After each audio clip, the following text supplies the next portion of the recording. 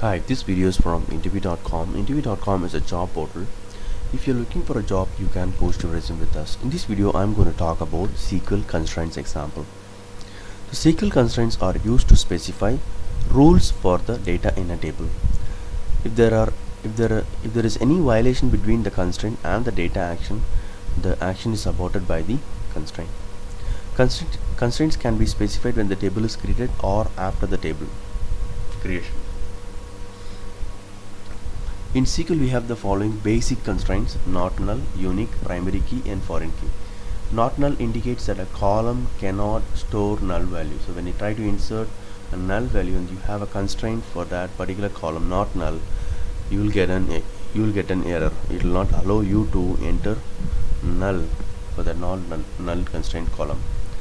Unique ensures that each row for a column must have a unique value. Primary key, a combination of not null and unique, ensures that a column have a unique identity which helps to find out a particular record in a table more easily. Foreign key ensures the referential integrity of the data in one table to match values in another table. Say student and student address, there are two tables.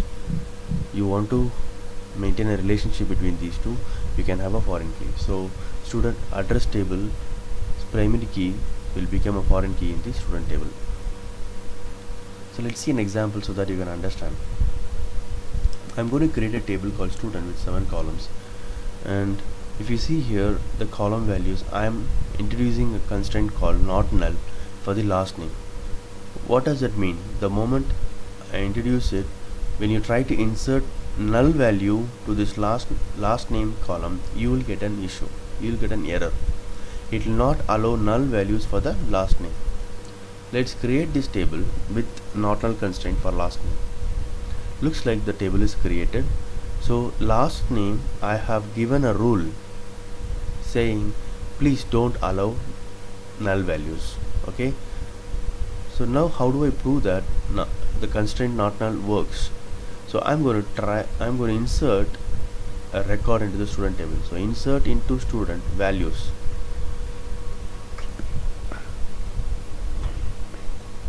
If you see the second column, that is last name, I'm trying to insert null, whereas there is a rule called not null for the last name.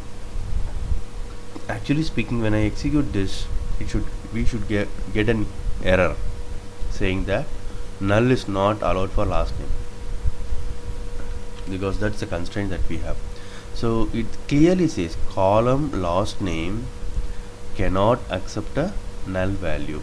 That's what this last name column, we have added a constraint. So it says clearly column last name cannot accept a null value.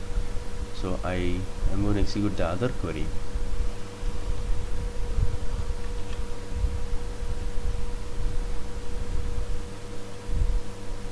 Looks like this query is executed and we have got one column. So for last name, never it will allow null to be inserted, because we have a rule or constraint called not null.